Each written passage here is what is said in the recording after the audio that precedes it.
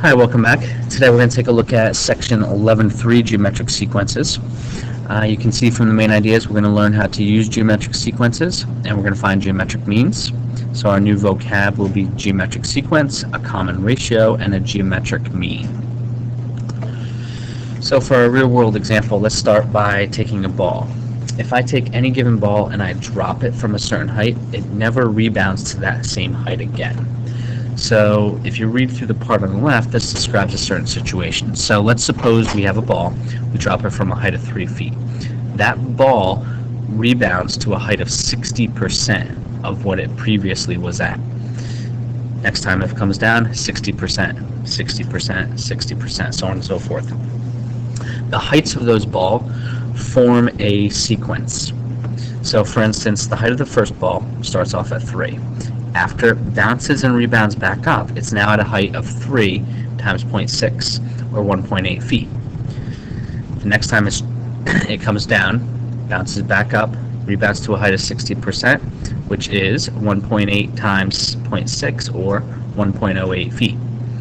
The height of the third rebound is 1.08 times that 60%, or 0.648 feet. The sequence heights is an example of a geometric sequence. This is when each term in the sequence is found by multiplying the previous term by a constant ratio called r.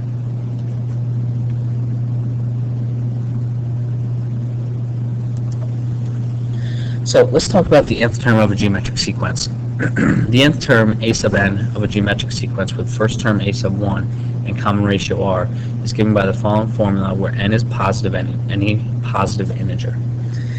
A sub n is equal to a sub 1, the first term, times r, your common ratio, to the n minus 1 power.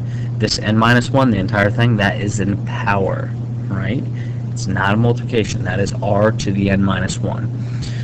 Second note, make sure you do this exponent first before you multiply times a sub 1. The common mistake that I see is people love to multiply a sub 1 times r. That can't happen. Follow your order of operations. Please excuse my dear Aunt Sally. Exponents before multiplication. So let's find the missing term in the geometric sequence 100, 50, 25. What comes next? So just like we did with the arithmetic sequence, we're trying to figure out what's the pattern here. How am I getting from one term to the next? Well, if I compare 100 to 50 and then 50 to 25, looks like I'm simply dividing those terms by 2. And a quick calculation, 50 over 100 is a half, 25 over 50 is a half. That's exactly what I'm doing. So I'm dividing by 2 or multiplying by a half. So to find the next term, I'm simply going to take 25 divided by 2, or 25 times a half. Got my calculator handy here today, so we can take 25 divided by 2, press enter. Looks like my answer is going to be 12.5. Actually bring this right over. 12.5.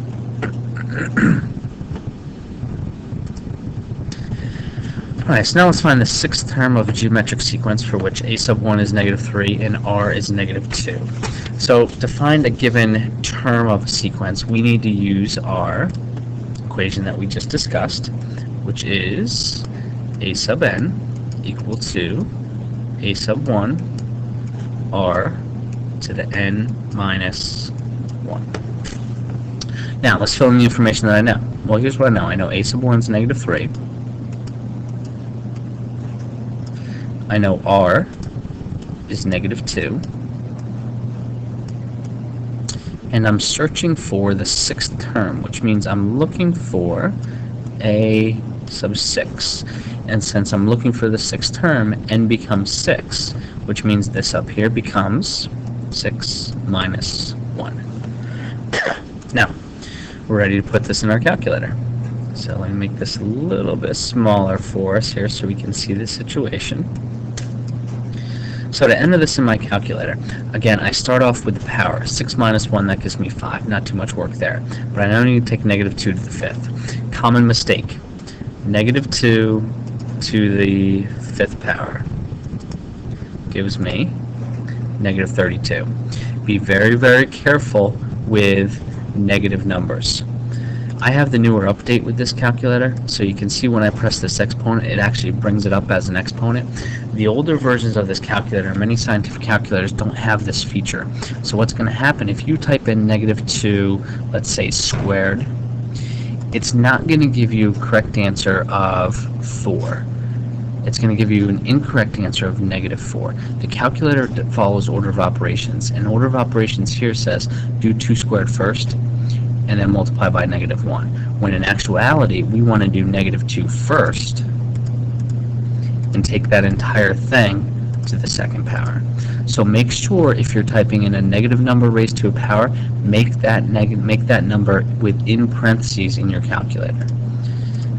Now with odd numbers, it's not going to matter because a -2 and odd is still negative, so we're not having an issue, but let's just get in the habit of automatically typing it in.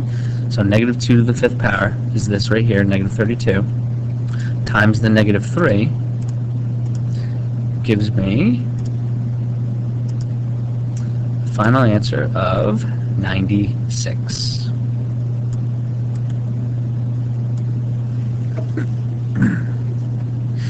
So the 6th term of the sequence, a sub 6, is 96.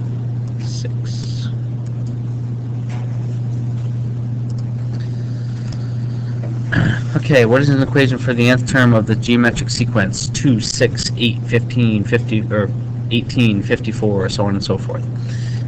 So again, I'm starting off with my formula, a sub n equals a sub 1 times r to the n minus 1. I'm looking for the nth term, which means I am searching for a sub n. A1's the easy find. It's the first term. First term I see, 2.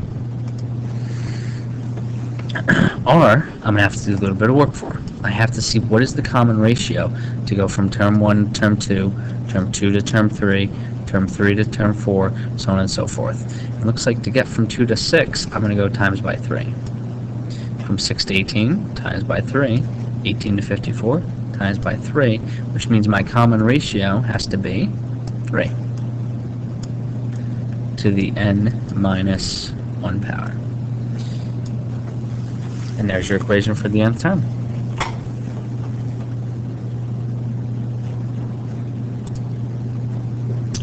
Alright, let's find the 7th term of geometric sequence for which a sub 3 is 96 and r is 2. So things change a little bit. I'm not given the basic equations that, or basic information that I've usually been given so far for these types of problems, but I do have enough information to figure out what's going on. First off, I know A3 is 96, so here's A sub n.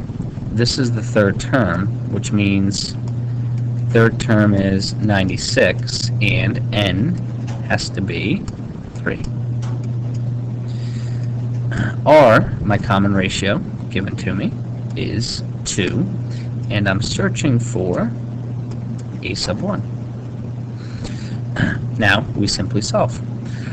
2 to the 3 minus 1, 2 squared is 4, so I have 96 equal to 4 times a sub 1. I want to know what a sub 1 is, so let's divide.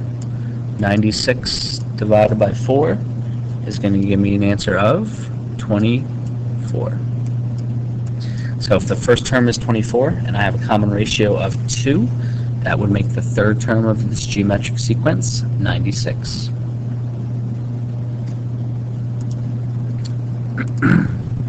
Geometric means. In the first lesson of this section, we learned that missing terms between 2 non-successive terms in an arithmetic sequence was called an arithmetic mean. This idea can be done the same way with geometric means. So, for example, if we look at 6, 18, and 54, we can say those are 3 geometric means between 2 and 162, because 2 times 3 gets me to 6, 6 times 3 gets me to 18, 18 times 3 gets me to 54, and 54 times 3 gets me to 162.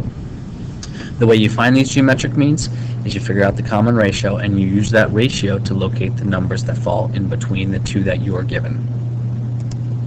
So for instance, let's find three geometric means between 3.12 and 49.92. So again, we start off with our formula. A sub n equals a sub 1 times r to the n minus 1. Now, I need r to find the three terms that I'm missing. What I do know is there's the first term. So a sub 1 is 3.12. And I know this is the last term, which in this case is 49.92. I am looking for three terms in the middle. That means if this is the first term, I'm missing term 2, I'm missing term 3, I'm missing term 4, and this is term 5. So because this is term 5, I can now say this is 3.12 to the 5 minus 1 power. Oh, running out of room for my r. Let me move this over a little bit. Now, the thing that I'm missing, which I need to know, is my common ratio r. That's what we're searching for. So now it's just a matter of trying to solve for r.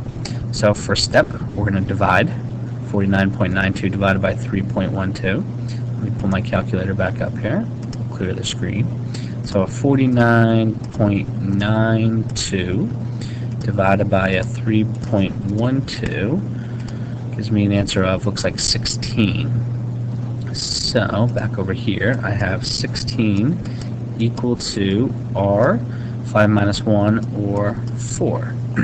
Now to solve for r, I got to get rid of this fourth power. The thing that gets rid of the fourth power is the fourth root. The fourth root of 16 is 2. Now, any even root that you take, square root, fourth root, sixth root, eighth root, any even root must have plus or minus. So that means the common ratio between these two values is either a positive 2 or a negative 2. And I have to state both. So let's start off with the positive 2. If my common ratio is positive 2, my first term is 3.12. That makes the second term 6.24. Oh, sorry. It makes the third term 12.48. And makes the fourth term 24.96. Pull those right over in here. So there's the three missing terms. A2, A3, A4. And those three are your three geometric means if R equals 2. Now, because I had two different possibilities for R, I have an OR, and it could be two different values. Now, the only way this changes is we're multiplying by negative 2 instead of positive 2. I still start off with my 3.12. It's just now I'm timesing by negative 2. And the only difference you should see is the numbers will now alternate between positive and negative values. Their actual value stays the same. So here's my A2, here's my A3, here's my A4. And if you compare them to what we had when we did R as 2, you'll see the same numbers. It's just now every other one will be negative.